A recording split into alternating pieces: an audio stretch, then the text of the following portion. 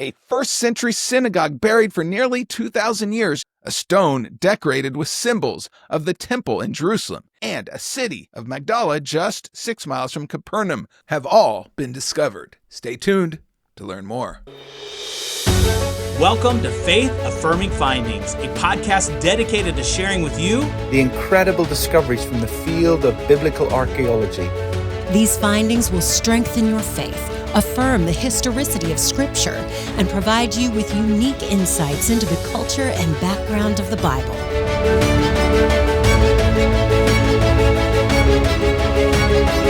Now, here is your host, Associate Professor of Bible Exposition at Dallas Theological Seminary, Dr. Paul Weaver. Magdala is located on the western shore of the Sea of Galilee. In 2009, during construction of a tourism center and hotel, workers unearthed something remarkable: a first-century synagogue. The synagogue at Magdala is modest in size. Its main hall is about 1,290 square feet and could hold roughly 120 people. Stone benches lined all four sides, and stone columns supported its roof. The floor was decorated with mosaics, the walls painted with colorful murals. 2 additional rooms were also uncovered, one possibly used as a study and another as a storage space for Torah scrolls. A mikveh, used for ritual purification, was also discovered near the synagogue at Magdala. One of the most striking finds was a stone, a rectangular limestone block, roughly 2 feet long, 2 feet wide, and 1 foot high, known today as the Magdala Stone. This stone was discovered in the center of the main hall. Scholars believe that this served as a table base used to read the Torah, but it's what was carved on the stone that makes it extraordinary. All 4 sides of the stone and its top are decorated with reliefs. The front shows a 7-branched menorah, the earliest one ever found in Galilee, flanked by vessels, columns, and an arch. The imagery clearly represents the temple in Jerusalem. The side panels depict arched hallways and an oil lamp, reminders of the temple lighting and architecture. The back features 2 wheels with 6 spokes. These may be symbolizing Ezekiel's vision of God's glory departing and returning to the temple.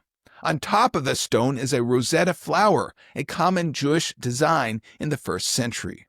As scholars Richard Bauckham and Andrea Lorenzi Luca state, what can now be said with confidence is that the images on the stone represent the temple, especially the sanctuary building and its contents, the Holy of Holies, where God himself resided, and the holy place, with its menorah, incense, altar, libation vessels, and showbread table. The discovery of this stone affirms the connection of synagogue life with temple worship, not as competition with the temple, but as complement to the temple. The Gospels describe Jesus' teaching in the synagogues of Galilee, including nearby towns like Capernaum and Nazareth.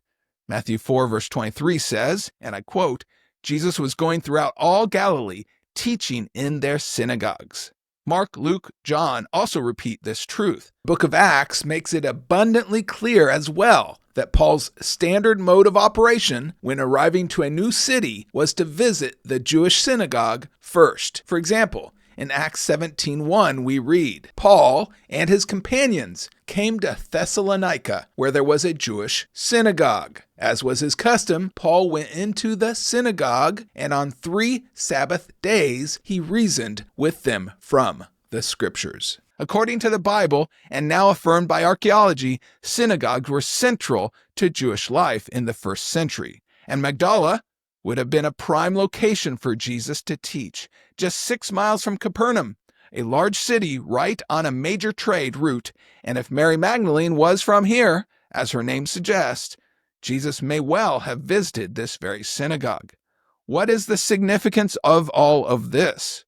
Well, for years, many skeptics of the Bible argued that synagogues weren't places of worship until after the temple was destroyed in AD 70. But the discovery of this synagogue, and others like it, prove them wrong and prove the Bible right.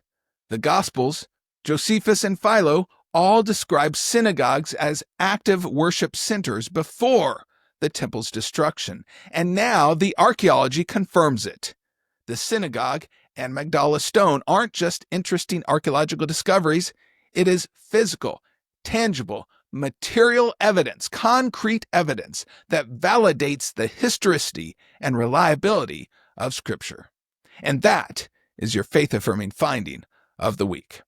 If this discovery encouraged your faith, don't forget to acquire a copy of my book, Faith-Affirming Findings, which describes this one and 49 other faith-affirming findings. A purchase of this book also comes with access to 50 PowerPoints that you can use in your teaching, preaching, and Bible studies. See you next time. Faith Affirming Findings podcast is a listener-supported podcast devoted to affirming your faith in the reliability of Scripture and illuminating your understanding of Scripture.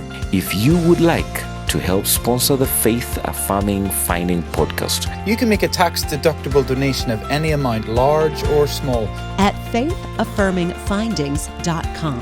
That's faithaffirmingfindings.com and click on the Give tab. We hope you'll join us again next week for another exciting faith-affirming finding.